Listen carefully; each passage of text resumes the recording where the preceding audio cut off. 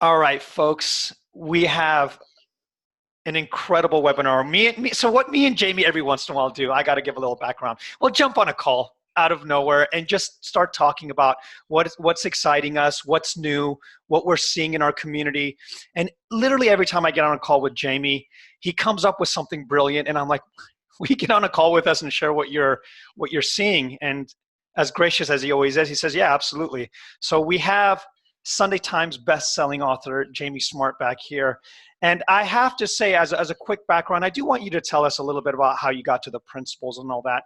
But I will Sure. tell you how I got into the principles. It's because Jamie had a company called Is it Salad Unlimited or Limited? Solid. Just Salad. And it was NLP based. He had NLP cards that were incredible, little decks of cards that I used to memorize.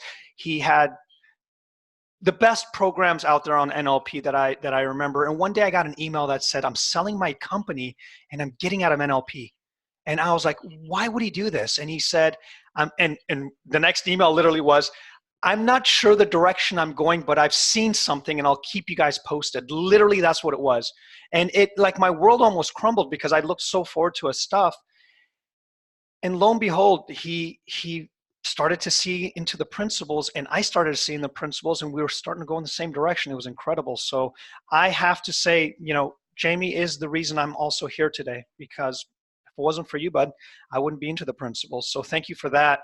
And and with that being said, Jamie, share a little bit about yourself before we go on. Yeah, sure. So let's see where to start. So I used to have a regular job. I was a project manager in the publishing and software world. Um, I was also chronic alcoholic. So this is like from when I was a teenager to when I was in my early 30s. And in like 96, I stopped drinking and I got into recovery. And as I got into recovery from alcoholism, it was a spiritual direction that was the solution that they were proposing.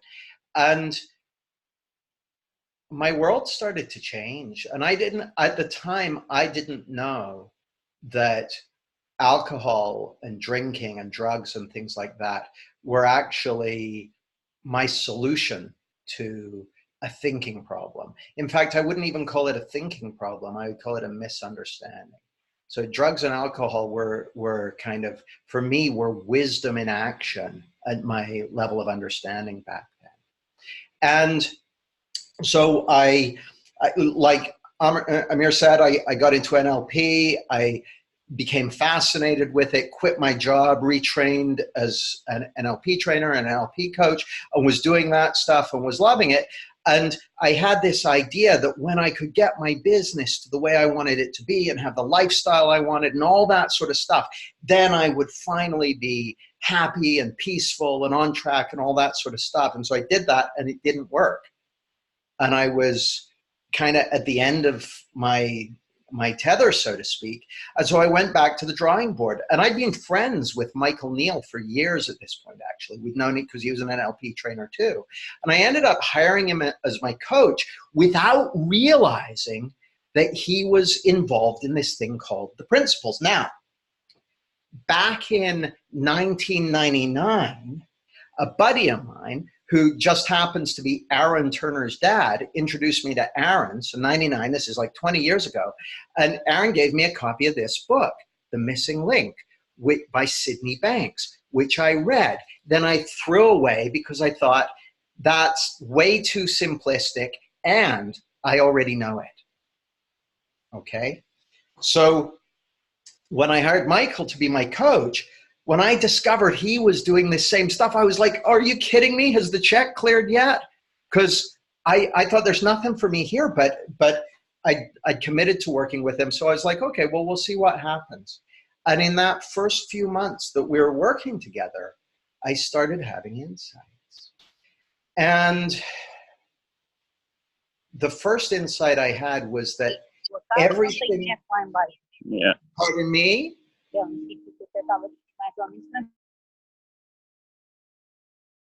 Okay. So the first insight I had was that, oh, everything you've been looking for outside of you is actually already there within you. Now, I couldn't explain it. I just went from not knowing it to knowing it. And I went from not knowing it to knowing it, but not all the time, because still in my life and in my behavior and that sort of thing, there were all kinds of places where I was still kind of running on the old program, if you like. But something had shifted. Something had shifted. So much so, actually, that within a relatively short period of time, I started talking, to groups of my buddies and friends and clients about this stuff. And within, again, probably a month or so of that first insight, I had a second insight. And the second insight was, oh, the fact that a person can even see or hear or feel or perceive, the fact that someone's even having an experience means that there's a source of well-being and peace and clarity and mental health within. They've already got it. It's already there. Now, again, I couldn't explain it. I just knew it. I went from not knowing that at all to knowing it like you know. And that changed my work instantly. Like, not all of it all the time overnight, but it just started changing the way I listened to people, the way I worked with people, because all of a sudden I had an kind of an unexpected source of confidence. Up until that point, all my confidence had been based on my skills, abilities, creativity, that sort of stuff. So I went into a session with someone, and if I felt confident about my ability to help them, I'd be like, oh, good. And if I didn't, I just hoped for the best. But all of a sudden I realized, oh, when it comes to helping someone make changes and experience newness in their life, the confidence derives from what they got going for them, for what's there within them. So that really changed things. And then my third insight was a game changer, the one that led to me sending out the email that Amir read and everything like that.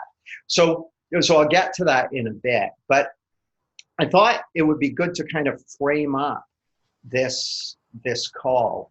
And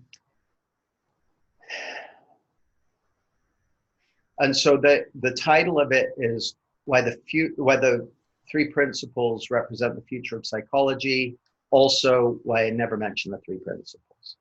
And so what I wanted to do in this call is kind of share with you why it looks to me like this understanding holds incredible promise for psychology and for relieving suffering. Now, here's the thing. I'm really crystal clear on this for myself, which is the project that I'm involved in, the project that I'm interested in, has two components to it.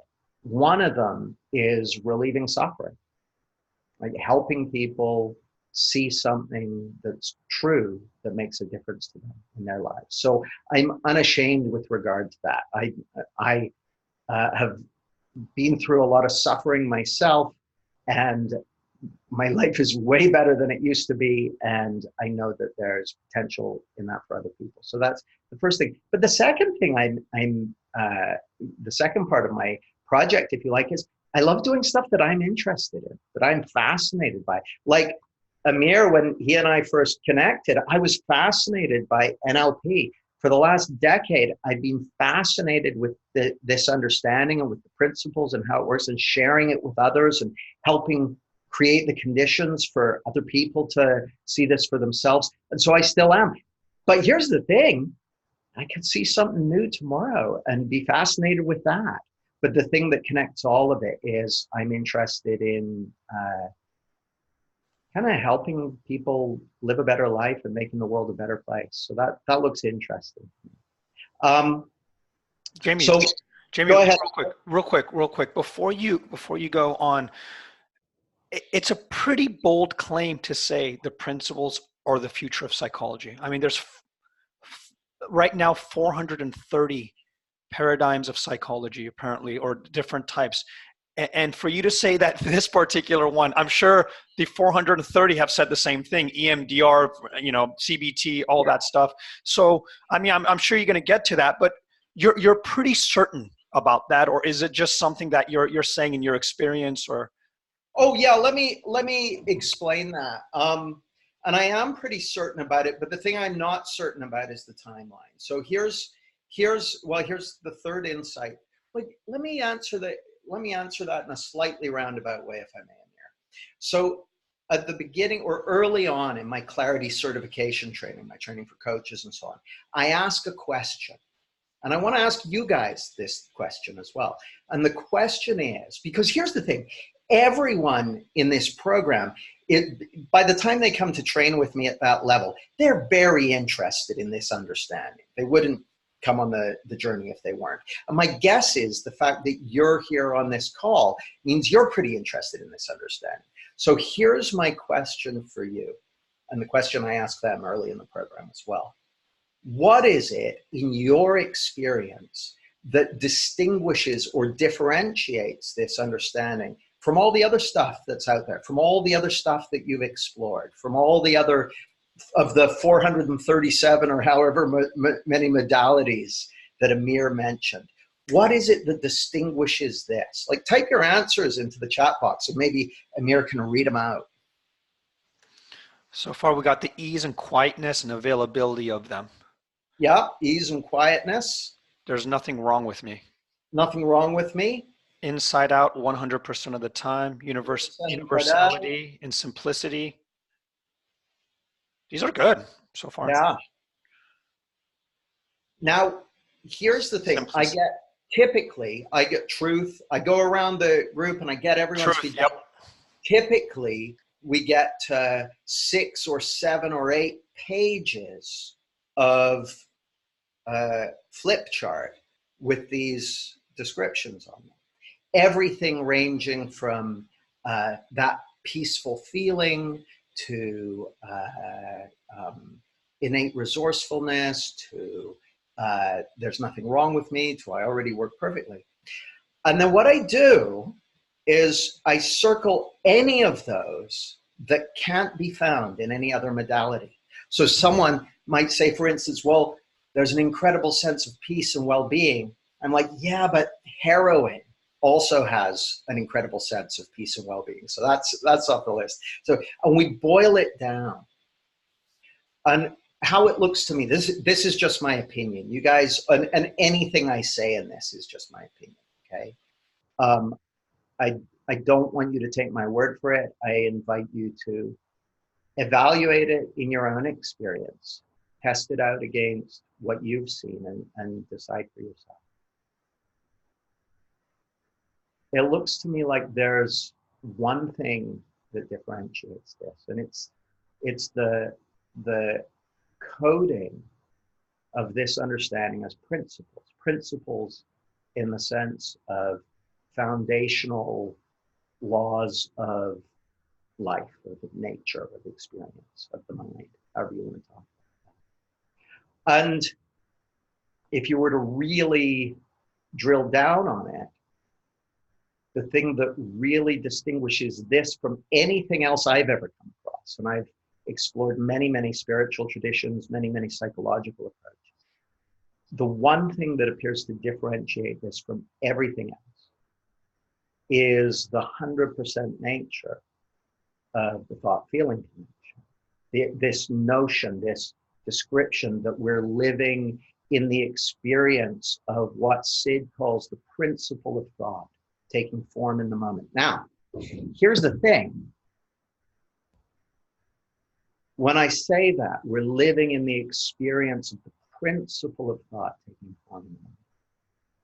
I'm not saying you're feeling, you're thinking. Because if you stop and think about it for a moment, the idea of you, or the idea of possession, you would need the idea of possession to have your thinking, or your glasses, or your piece of cheese, or whatever it might be. Even that notion of you, of a person, distinct from the rest of life. That's thought generated too. So when I say you're living in the experience of the principle of thought taking form in the moment, another way of saying that would be you're living in the experience of God taking form in the moment, or you're living in the experience of the divine intelligence of life taking form. You're not feeling, you're thinking. It's way, way deeper. Spiritual. There's a spiritual. The principle of thought is formless. The spiritual principle. Now, here's the thing. If you listen to Syd Banks, he'll say things like, "There's really only one principle," or he'll say, "We're all one divine energy." So where do three principles come from? Well, I wrote about this in my book, Clarity. The three principles, they're metaphors. These are just words to point to something, forms, you could say. The word thought, mind, and consciousness, those three things I never mentioned, the three principles that I never mentioned, they're symbols to point to something formless, something that's indescribable, something that's before our experience. They're just a way of talking about it that people can kind of start to get a handle on. And they look to me like here's another way of thinking about it is, I'm going to London in 10 days. I'm kicking off a program in 10 days. And while I'm there, I'll probably ride the London Underground. Now, if you've ever seen the London Underground, it's iconic, okay? It's a simple, and if you were to say, well, is the London Underground map true? You might go, well, no, it's only that big, whereas the London Underground is the size of London. But it's incredibly useful for navigating something where most of the stuff that keeps it running, you never even see, like all the wires and systems and stuff. You don't even see that if you ride the Underground. The tube map is just a simple way of describing what's there. And the test of any map, any model, any approach is fitness for purpose. Is it fit for purpose? The London Underground map is brilliant for navigating the London Underground. It's terrible for navigating around Nottingham, where I live. It's just not fit for purpose, but it's brilliant for navigating London. The principles look to me like a brilliant map for navigating experience, for navigating life. And so that was my third insight. I was 6 months into this exploration, maybe 7 months into it. I was at a mastermind group in LA, just up the road from Amir. And I went to sleep one Saturday night, and I woke up the next morning and I was like, holy shit, it's principle. Now, I should have known, right? Because it's in the name, but I hadn't understood what principles meant in the sense of it's a set of underlying facts of life. It's all something pointing to something that's already true. It's already there. Now, just to give you a couple of analogies. And these, I'm going to apologize in advance because these are slightly tired analogies, but I'm going to use at least one of them for a very specific reason. And it's this. As I looked back through history, I thought, well, what's an example of something that just by knowing about it, it would make a big difference to a regular person's life? Like Newton discovered the laws of thermodynamics. And the laws of thermodynamics are really important for rocket scientists. But if I teach you or me or my daughters about the laws of thermodynamics, it's probably not going to make much of a difference in their life. Same with the way that things work at the atomic level. There are bedrock foundational principles that govern the interactions of molecules, but knowing about that doesn't make a big difference in your day-to-day life. However, germs, someone doesn't know about germs, you teach them about germs, that's going to make a big difference in their life. So I was talking to a client of mine about this. She lives in Singapore. And she said, oh, my daughter did that. I said, what's that? She goes, my daughter's 4 years old. This happened a few years ago. And she went to school the other day. And the teacher said, today, we're going to learn about germs. And the teacher got 2 of the kids. So this is a class of like 30 kids of 4 years old. Got 2 of the kids and put glitter on their hands. And she said, at the end of the day, we're going to see where the glitter is. So at the end of the day, where do you think the glitter was? It was everywhere. It was all over the entire classroom. And the teacher said, that's what germs are like, except germs are invisible. But aside from that, they're very, very similar. So that's why you need to wash your hands, and that's why you need to not eat food if it's been on the floor and all that sort of stuff. So she gave those children eyes for germs, for something that was invisible. Now, for most of human history, no one even knew germs existed or were relevant. But that thing that teacher did, someone did it for you and someone did it for me. And because they did that, because we got eyes for something that was invisible but true, we've been benefiting from that understanding ever since. In fact, you've benefited from that understanding 100 times this week without even thinking about it. Automatic. And you've avoided all kinds of infection and illness and disease just by knowing about it, without even thinking about it. It's done something for you just by knowing about that fact. Same with gravity. You know, when you were born, you knew jack shit about gravity. But you spent the first few years of your life on a gravity crash course. By the time you were 5, 6, 7, you had a deep embodied understanding of the pre-existing fact of gravity. Well, what I saw back in 2009 is, oh, this is principles like gravity's a principle, like germs are a pre-existing fact. And if you can get eyes for it, the rest takes care of itself. And what I saw was that this discovery is to psychology what the discovery of germs was to medicine. And I'm certain of that. Here's the thing I'm not certain of. I'm not certain of how long it's going to take for the understanding to be commonplace. I don't know whether it's going to be 5 years, 50 years, or 500 years, or never, right? Like if we look at Ignaz Semmelweis, the guy who discovered germ theory in 1843, it was like 40 years later, it still wasn't in the scientific mainstream. It took another 60 years before it started going mainstream. So I don't know how long it's going to take. But what I do know is that the discovery of facts that underpin a field is a big deal. So the other thing I wanted to say is that it looks to me like,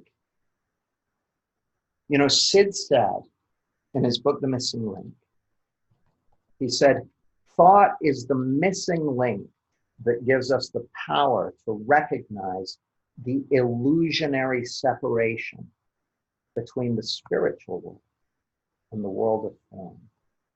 The illusionary separation. Not only does thought give us the ability to recognize that illusionary situation,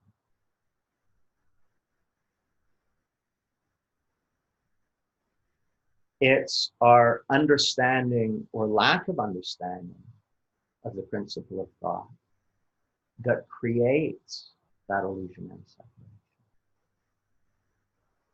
The moment we believe that we're feeling something other than the principle of thought taking form in the moment, we go into a world of separation. Give you a really quick example, then I'm going to shut up and go back to So really simple example. I'm working with this client, right? This was on stage in front of a group, and she had a TED talk to deliver in 3 weeks' time. And she said, I've got this TED talk to deliver. I'm really scared. I'm afraid of public speaking. Can you coach me on that? I said, sure, come on up. I said, so when's the TED talk? She's like, 3 weeks' time, I told you. I said, okay. And where does it seem to you like these feelings of anxiety and fear are coming from? She said, well, from the talk I have to give. So I said, okay, explain to me if this is you. I drew a picture on the board like that. I said, here's you now. Here's the talk in 3 weeks' time. Explain to me how the feelings are getting from the talk 3 weeks from now back through time into you.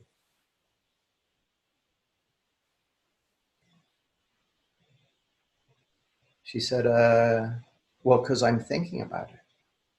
I said, okay, but the talk doesn't exist. The talk's just an idea. The talk's not going to be here till 3 weeks' time. See, the issue wasn't that she was feeling uncomfortable. That wasn't the issue.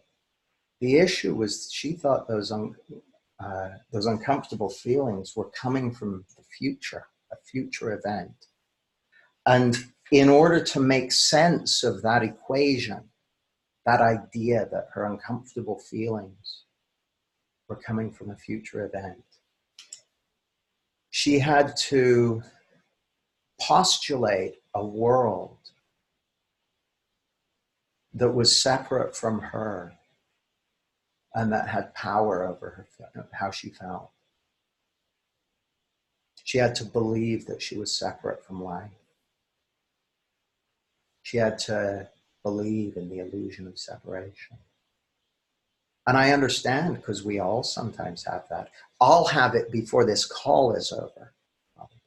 Because even in something like this or a talk or something, I go in and out, in and out, in and out.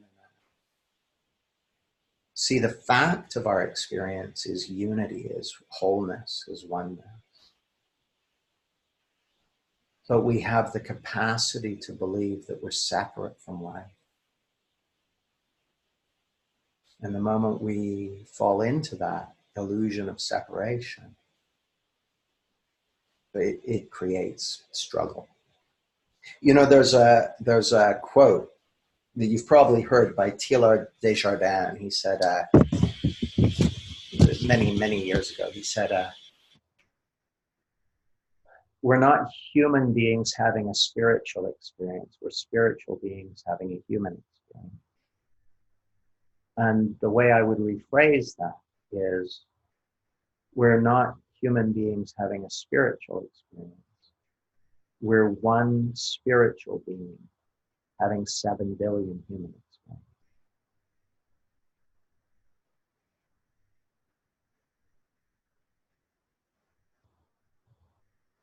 And it often doesn't look like that. It looks like something else is going on. So the thing about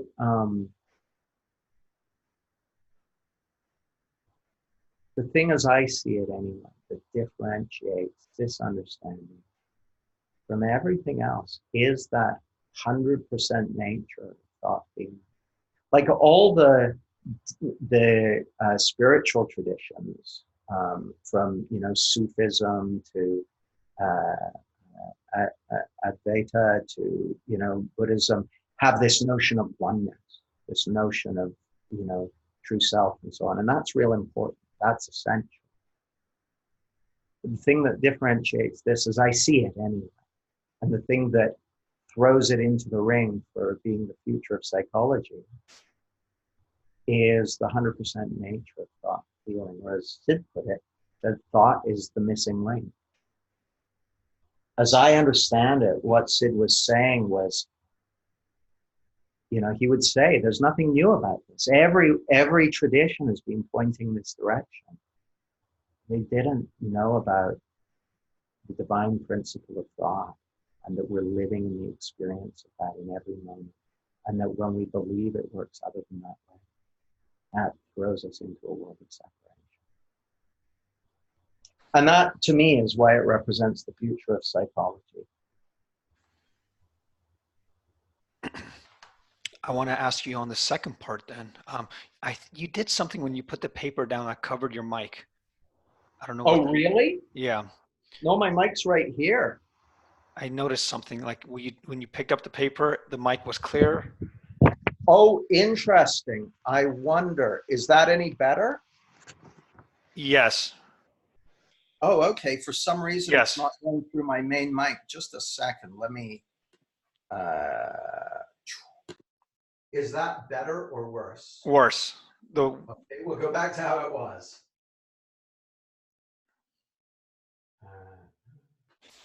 Better? Yes. Okay, we'll leave it like that. Yep, that's it. Okay, so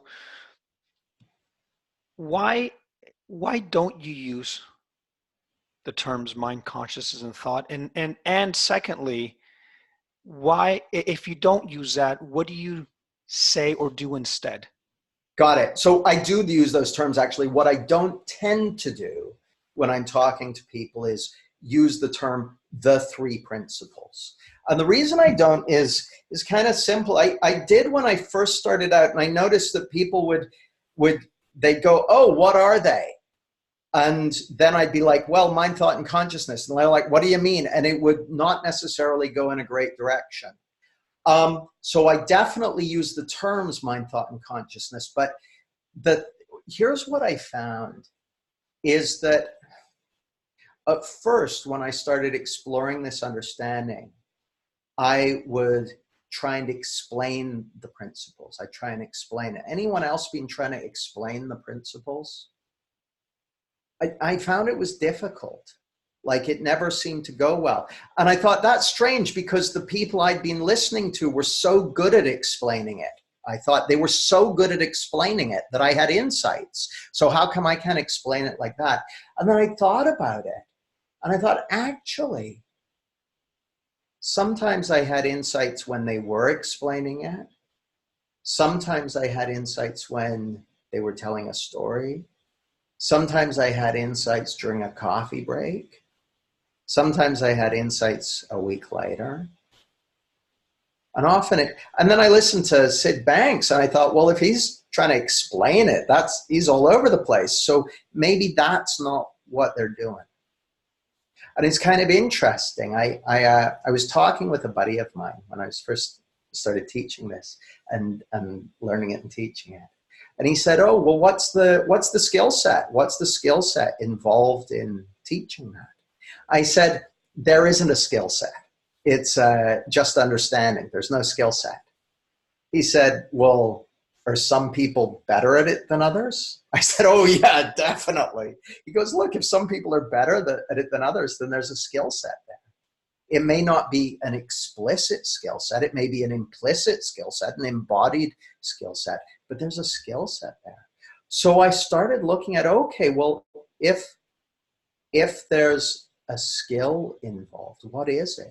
And how do you develop it? And how do you teach it to others? And part of it has been, I've been getting clearer and clearer on what my job is when I'm sharing this understanding with others.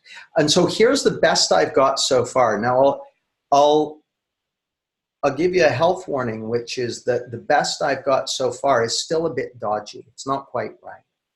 But how it looks to me, like my job description as of today, is to help create the conditions for the people I'm working with to have insights and realizations into how experience is created and who they really are. That's my job and you know, it kind of relates to what distinguishes the three principles. The thing that looks particularly clear to me in Syd's teaching. One is, what we're saying about thought is the missing link. Another is he saw more clearly than anyone else I've ever heard, not only that it works inside out, but that you've already got it. You've already got it. You already have it. I was having a conversation with my dear friend Jan Chipman, and I was interviewing her for my coach training program, and she said she likes listening to Syd Banks recordings, and I said, "Oh yeah, tell me more about that." She goes, "Well, actually, the reason I like listening to them so much is he just makes it so easy for you to listen to who you really are." I think of Syd's recordings almost being like a mirror that shows you your true self, And so Jan and I were on retreat in Tenerife, and she and I were at the front of the room and teaching and so on. And Jan goes, Syd used to say, it's a done deal. So she says this, Syd used to say, it's a done deal. And then she just smiles. And I'm sitting next to her and I'm like, what does that even mean? What does it mean? And she goes, well, I guess what it meant was on the inside, you already are all the beauty you've ever longed for, all the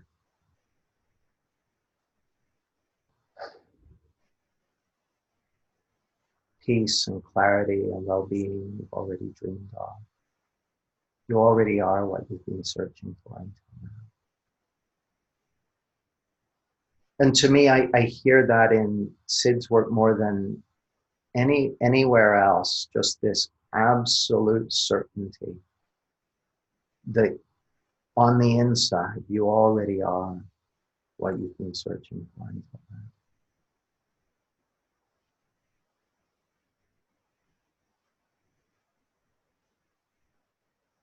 The other thing I hear in his work is just an utter clarity that the only place you're going to find it is on the inside.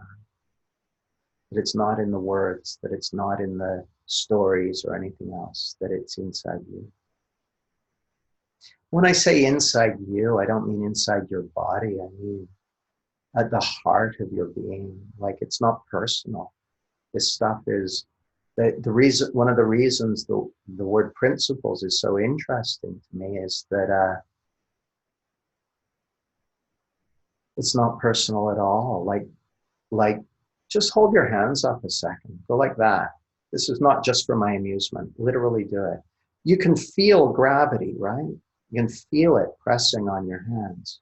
It's pressing on mine too, and it's holding me to my chair. But it's not personal. It hasn't got like a Jamie section and a Mir section and a Leslie section and a Francis section and a Sarah section and a Barbara section. No, it's impersonal. It's everywhere all at once, everybody. When I say you're living in the experience of the principle of thought taking form in the moment, it's impersonal. It's everywhere all at once. It's not your thinking. It's just thought taking form in the moment. It's nothing to do with you. The principle of thought doesn't even know you exist. You in the sense of, your name and your passport photo. It's just a system that works in a certain way.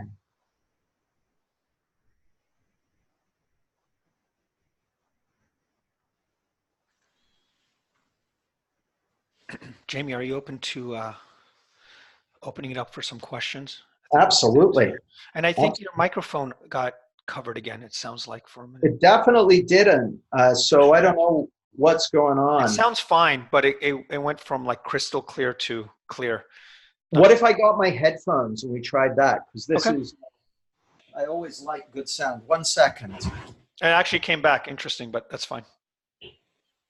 And for those that are, while he's getting his headphones, If you want to raise your hands, you can raise your hands on the bottom. You'll see it says raise your hand somewhere, or just unmute yourself. Is that any good, Yes, Amir? that's perfect. Great. Well, Phil, it's not about you. Okay. So, yeah, is there anyone that wants to raise their hand? And while we are waiting,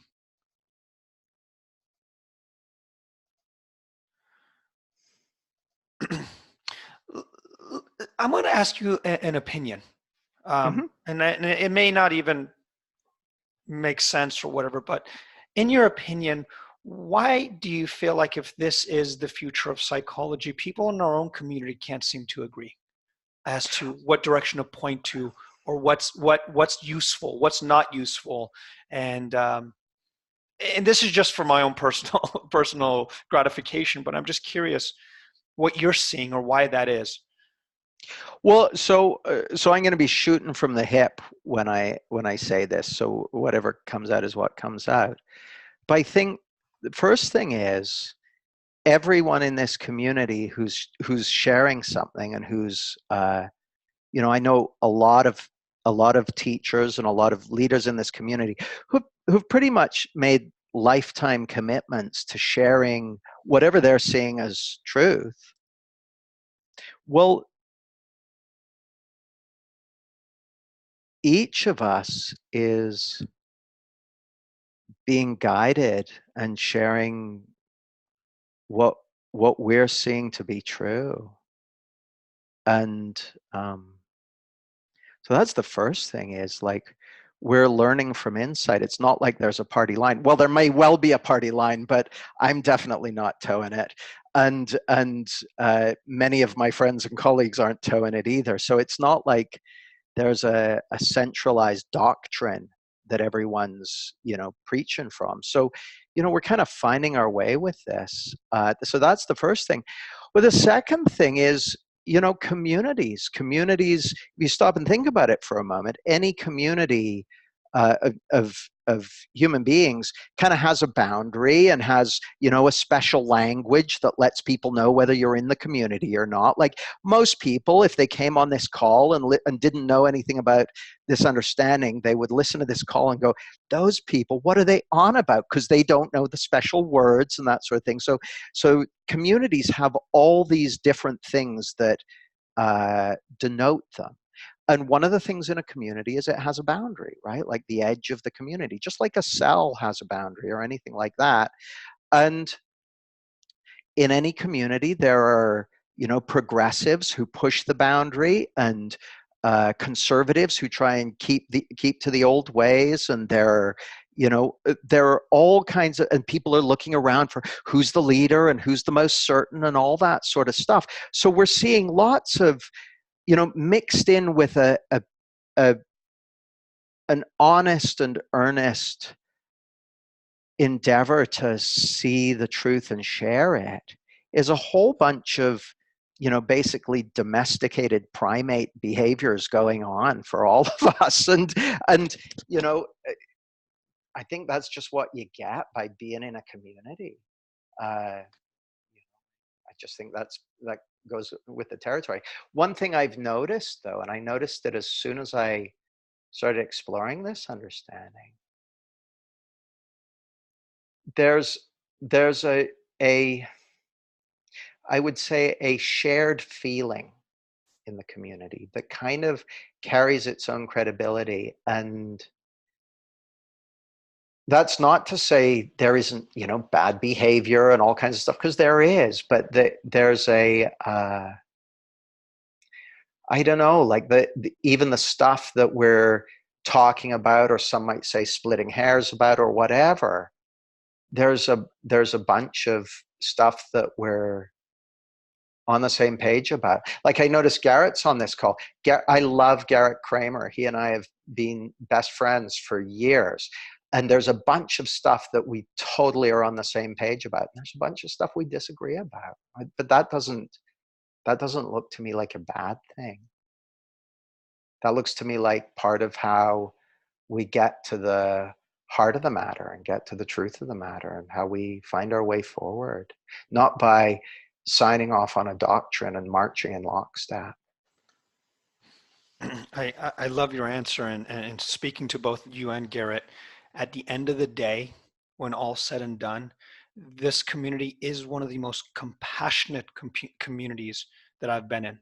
And I've been in a lot of communities, and I've been in self-help for many, many years. But we do our splitting hairs, but when it's time to love, we love. It's an incredible community, and that's one of the ways that I know that I'm in the right direction, or at least in the right community, in that sense, that we're all looking to connect in our shared humanity. And that's the end result. Some of us go in different directions, but I think you hit it on the nail. So that was beautifully said. Mr. Phil has a question. Mr. Phil. Okay, hello. So this does lead on from what you were just talking about, actually. And I will say, I see Garrett contributing to this community, and debate with some of the people in Garrett's circle, if you like. And what fascinates me, perhaps more than the content of people's conviction, is the strength of their conviction. I'm kind of fascinated with that. So I wanted to ask you like a personal question then, Jamie. Like for you, why teach what you're teaching rather than perhaps pure non-duality? Because I can see, listening to you, I can hear like hooks where there's no misalignment for sure. But I just like when I have somebody in front of me, I'm always wondering about that person. So I'm wondering about you. Yeah. So it's real simple to me. One of the things actually that I think is really cool about this understanding is, and this is worth kind of laying as kind of one of my kind of fundamental ways of thinking about it, is people will often ask me, what should I do about this, or what should I do about that, or what should I do about the other? My thing is, look, everyone is doing what makes sense to them based at their current level of understanding. So if you look at my teaching today versus my teaching 5 years ago versus my teaching 10 or 15 years ago, it's different today than it was 10 years ago. It'll be different 5 years from now. I do what makes sense to me based on my current level of understanding, and based on the project that I'm interested in. Like the project that I'm interested in is definitely about. See, one of the things I think is really cool about this understanding is kind of interesting. When I got into NLP, okay, like 20 years ago, I was like, oh man, this is the tools of freedom. I want to teach people this stuff. But what I realized was, wow, to benefit from it, they needed to be really motivated and practice and study hard and that sort of thing. When I came to this understanding, I brought with me a mastery mindset, and I found it didn't have the same effect. And people said, just relax, have a listen, see what you get. And early on in the game, I went with Kathy Casey into a maximum security prison to teach the prison inmates in there. And these guys had been mandated to come on a program, like 3 hours a week for 8 weeks, told to come. And these guys are, orange jumpsuits, head-to-toe tattoos, gang members, or former gang members, I should say. And what I saw was a group of guys who weren't particularly motivated to be there, being profoundly impacted by something they had no particular desire to learn. And it changed them. And I was like, oh, that's cool. This is something that can impact a person who's not particularly motivated to learn it. They can, and that looked to me like something much more with the potential to be realized with much more widely. Okay. And this is just my come from, Phil, but I look around at the world, everything from the burning rainforests to the, knife violence in London, to the countless people suffering with addiction, and the the kind of what we see with social media and kids and all this kind of stuff. And I'm like, there's a lot of suffering about, okay? And it's kind of interesting. If you look at, I've gotta make a personal point, which is this book, The Discovery of the Germ, is one of my favorite books. So I've got to give that as context, okay? But like I said, 1843, Semmelweis discovers germ theory, basically. But 40 years later, it's still not widely realized. And it wasn't until the Industrial Revolution really hit. The Industrial Revolution had so many people moving to cities that it created a humanitarian crisis. And that's when two teams led by Koch and Pasteur just did the shit that needed to happen to bring germ theory into the mainstream. And so it was driven by a change in circumstances. So I look at what's happening in the world. You know, the political landscape looks kind of like we're living in a Marvel comic, which is kind of mental. I look at what's going on and I think, well, maybe it's time for this to come into the mainstream, because giving people, you know, things to practice and remember, and, you know, when you're stressed, count to 10 and take a breath. It's not going to cut it in the way that having a deeper understanding of the fact of how our experience is created can have. So it looks to me like it may be, you know, just time for this. So that's why I do it, Phil. It looks to me like it's something that holds promise for people. And I see a lot of suffering in the world, and I've seen what it's done for me. I've seen what it's done for lots of my clients, and I think people can benefit from that. Yeah, cool. Thank you. Cool. Thanks, Phil. Mr. Marnix, let's get you on. Am I unmuted? You are. Welcome. Okay. Hey, man. Hey, I'm here. Hey, Jamie. Hi.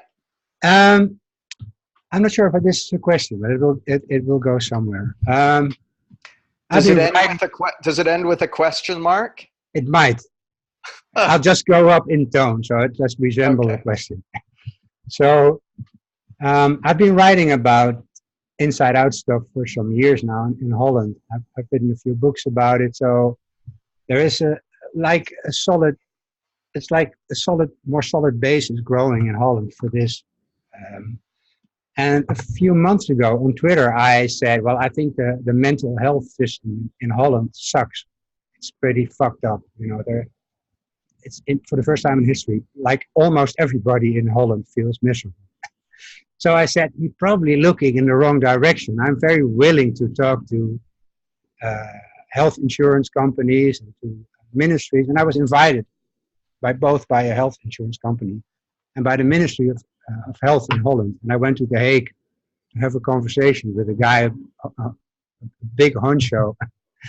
And he said he had read my latest book, and he said it was fascinating and I love it and it's amazing and it sounds so true. But I just got to warn you for this one thing, and that is you're going to have a really hard time when this gets out, because you'll get to meet so many people who are tucked in their own way of thinking, old psychiatrists, old scientists who are, you know, interested in neuro stuff. So yeah, I think this is very helpful, but it will take a long time and a lot of stubborn discussions with people to get it out there. And now it's not that that scares me off, because it simply doesn't. But I was wondering, have you seen the same thing? I guess there are two things. The first is, like, I'm delighted that neuroscientists are doing the work that they're doing. Like, there's really important work being done. And in terms of people going, hey, it doesn't work like that, it can't be that simple, it can't be right. I don't need to find a neuroscientist or a psychologist to have someone saying that. Pretty much everyone who comes into contact with me says that when I first start talking to them about this direction. So, but that looks normal to me. Like,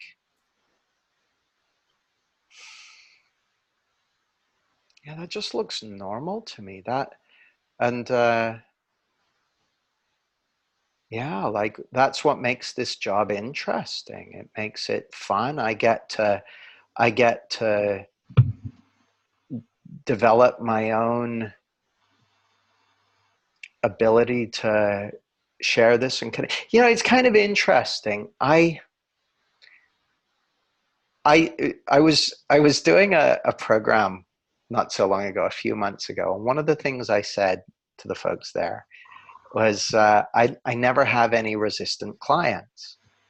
I said, and the reason I don't have any resistant clients, I don't give them anything to resist. And so it's hard to resist someone who's not giving you anything to resist. So someone said, well, can we have a demonstration of that? I said, sure. Will someone play a resistant client, a so-called resistant client? So someone did that, and I had a conversation with them, and after 10 or 15 minutes, they're just like, oh, you got me. I fell into this connection and I had an insight and blah, blah, blah. I went, see, no resistant clients. And then the other people in the group said, but she was resisting every step of the way. It was only at the end that she stopped. And what I realized is I don't actually experience that as resistance. I just experience that as, oh, I don't get what's going on for them yet. Like I'm always, when I sit down with someone, whether it's a neuroscientist, I did an hour-long interview. I was interviewed by a neuroscientist, just talking about this and how it relates to neuroscience. And again, when I'm talking to someone, what I want to do is get a good enough understanding of their world, how they see it, that they would sign off on my description, that they would say, oh gosh, Jamie understands what's going on for me even better than I do. That's what I'm always looking to do, whether it's with a client or whether it's in a meeting or whether it's someone interviewing me. I want to get their world as best I can so I can connect with them and then, you know, do my job, which is help create the conditions for them to have an insight. Because here's the thing, Marnix. The thing that's going to make a difference and the thing that's going to convince someone or whatever isn't going to come from what I say. It's going to come from the insights that arise from within them. And when I say from within them, from the being that's within all of us, you know, the core of our being. That's what's going to convince people, not me having a good argument or something. So it just doesn't look like it doesn't look like a different challenge. It looks like the same thing, which is people believe the world works in a certain way, and it's my job to help them see something true about what's already going on that's going to point them in a helpful direction. Sure. Thanks. Fair point. Yeah. Thank you. Brilliant. Thanks for that, Marnix. Do you have time for a couple more questions? Sure. Okay, then I do want to ask you what you're up to afterwards, so don't forget me to ask you. Mr. Rui Galos. And actually, before I unmute you, can I share something that I noticed with you, Jamie, as just someone that I followed for many years? One insight I got is that there's this idea that we meet people where they're at. And I've realized that's actually not the case. It's that this conversation allows them to meet themselves where they're at. And that's a different type of conversation. What I see when you do your coaching is that you let them open up to see where they're at so they can go to the next place if they can see that as well. And so in that sense, it's not well, they're resistant to me. It's that they may have something that they're not seeing for themselves. And so it becomes an exploration. In that sense, you can't really fail because it's not your job necessarily to have them see something. Yeah. So the thing I heard, Amir, like that just really rang to me is I'm not trying to convince anyone. I'm just not trying to convince anyone. Like I'm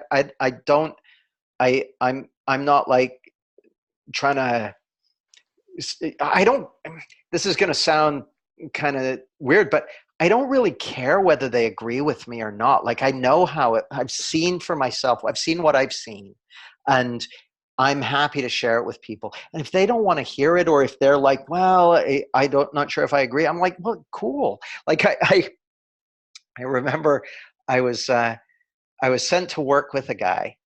So I hired by this company to coach a bunch of their people, and I go in to this guy, and he goes, he's like very traditional closed body language, like very kind of thing, and I said, "How's it going?" He goes, "Oh, I don't really usually buy into this kind of thing."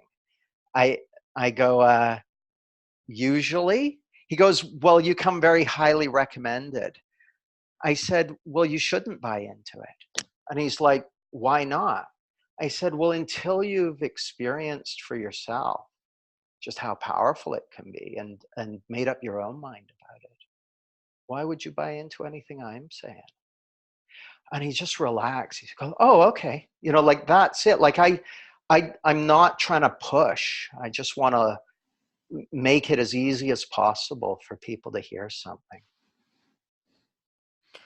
Yeah, and to your point, with a lot of you do a lot of demos where you go behind the scenes while the client is there. One of the biggest takeaways that I've gotten from that, Jamie, is you, and no offense to you, but you tend to be the dumbest person in the room. Like you literally will say, you'll go away from the client and go, "Okay, ladies and gentlemen, I don't know what the fuck to say now. I am so in my head right now." And it was such a relief to know that someone that I looked up to and someone that's supposed to know is not coming in. Not only do you not know, you're really okay not knowing. You're actually excited because now that's where the juice lays, like where the juice is. And that to me was where I had my biggest shift when I worked at a recovery center, because I'm like, I thought I was supposed to do the song and dance. It's just not it. Yeah, I really like that you picked up on that. Like, and to me, there's it's funny. So I was running a program for coaches, and I asked them, to vote in a poll for what they would like more of. So the number one thing, like this was a poll with like 17 things ranging from rock solid confidence to, more visibility to lack of imposter syndrome, blah, blah. The number one thing that got the most votes was rock solid confidence in my ability to impact my client. Bottom of the list with only one vote, and it was from me. So that top one had like 80 votes. Bottom of the list was seeing your client's innate capacity for insight, realization, and transformation. But here's the thing.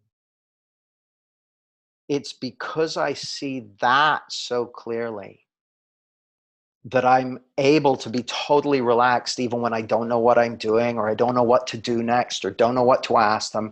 Because every time I'm coaching someone and they have that kind of insight that changes everything, I'm kind of surprised and not surprised at the same time. It's kind of like, wow, I didn't know that was going to happen. And I'm also like, of course. So when I say my job description is helping create the conditions for my client to have the insights and realizations that are going to make a difference to them in their life, that really is like, I've just got to try and make it as easy as possible for them to see what they need to see. And that looks to me like the art of sharing this, kind of the art and science of sharing this is getting clearer and clearer about how can you help create the conditions for the other person or other people to have the insights and realizations that are going to make a difference to them. Brilliant. We'll get our final. And just one thing, those insights and realizations are going to come from within. They're not going to come from me. It's not like I'm going to say the right thing. It's because an insight isn't an idea. It's fresh, new perceptual, whatever. It's fresh, new reality pouring into their being. It's not a takeaway. It's an update to their system. Brilliant. Let me get our last questioner, Mr. Rui, if you'd like to jump on. Where did he go?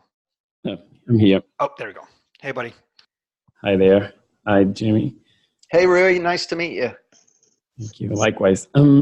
The question is going back to the title of the conversation. It's like, and I know we would have to make it would have to be about something. We couldn't make about everything, but you see that like the future of psychology, and I wonder if by any reason you picked psychology in particular, or I mean, it could be spirituality, it could be coaching, it could be so many things, and I wonder your take on that, and maybe first why psychology, and if you see as something for, I mean, the entire human experience, right?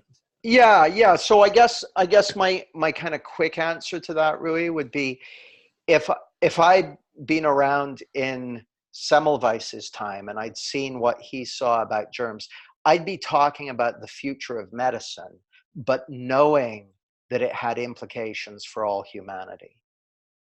What Syd saw looks to me like the future of psychology and has implications for all humanity. It's in terms of the title, it's no more than that, really.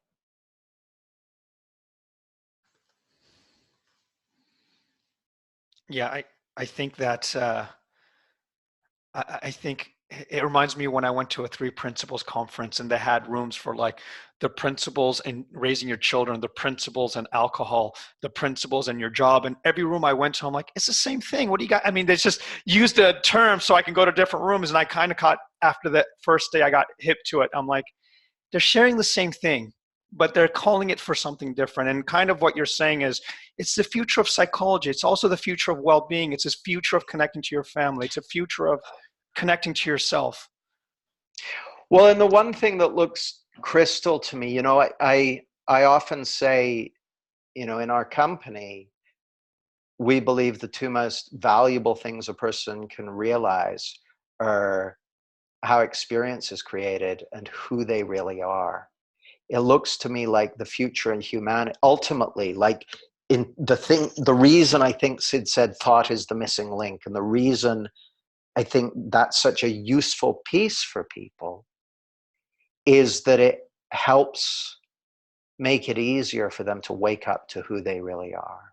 Now, if someone could only see one thing, it would be who they really are. That would take care of the rest for them. So if I was, said they can only see one thing, what's it going to be? I'd want you to see who you really are. But it seems to me that seeing the 100% nature of thought in the sense of a divine spiritual principle, almost creates a springboard for people to see the other one. And if you listen to Syd talk about his experience, he's very clear. He said the first thing he saw that all insecurity was just thought, that he'd been living an insecure life in the experience, thinking he was feeling something other than this divine principle of thought. And he said for 3 days, it took loads off his mind, and he just started experiencing peace and well-being and beauty.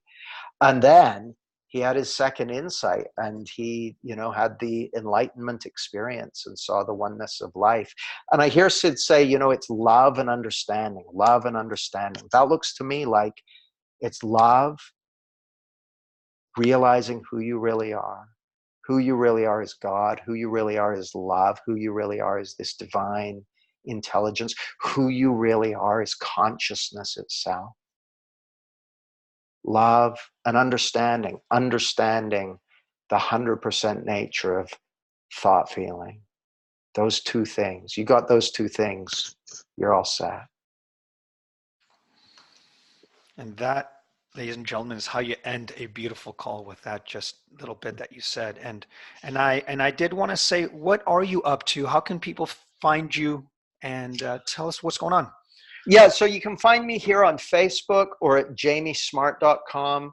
I've got a few things going on. I'm kicking off a 12-week coaching immersion early September. So we've still got a few places on that. If you want to come on a 12-week journey with me, I've got my certification training kicking off in January, like clarity certification training for coaches and practitioners.